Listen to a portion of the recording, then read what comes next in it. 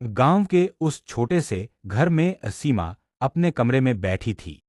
अचानक उसकी नज़र मेज पर रखी एक चिट्ठी पर पड़ी। उसने चिट्ठी को अच्छे से देखा। कोई नाम नहीं था, सिर्फ लिखा था तुम्हारे लिए। सीमा ने सोचा कौन भेज सकता है इसे। उसने काफी अच्छे से सोच विचार किया पर कोई याद ना आया। उसकी आंखों में उत्सुकता और डर दोनों थे। धीरे से सीमा बोली, ये किसने भेजी? कोई शरारत तो नहीं कर रहा है ना?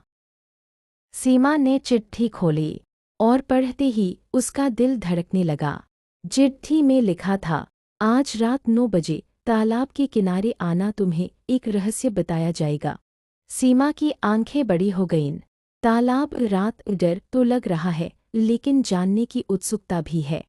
सीमा अपने घर से बाहर निकलती है। चुपके से तारों भरी रात में तालाब के किनारे पहुंचते ही उसे कोई नहीं दिखता है। वह काफी सोचती है और इधर-उधर देखकर आगे बढ़ती जाती है पर कोई दिखाई नहीं देता। वह मन में सोचती है कि कहीं किसी ने उसके साथ मजाक तो नहीं किया। अचानक से उसके सामने एक आदमी आ जाता है। सीमा, आप कौन हैं और यह रहस्य क्या है? क्या मैं आपको जानती हूँ? क्या हम कभी मिले हैं? और अगर हम नहीं मिले तो आपने मेरे घर वह चिट्ठी कैसे भेजी?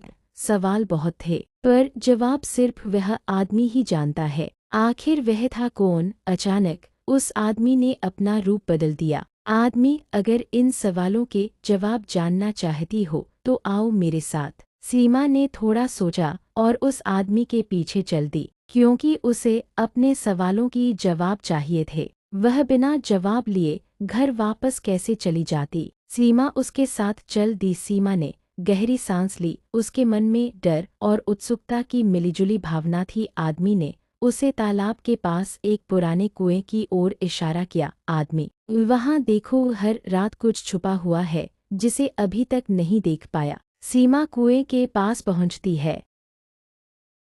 मन में डर तो लग रहा था परंतु रहस्य को जानने के लिए साहस भी करना पड़ेगा। सोचते सोचते सीमा आगे बढ़ती है। तभी अचानक उसकी नज़र सामने किसी चीज पर पड़ी।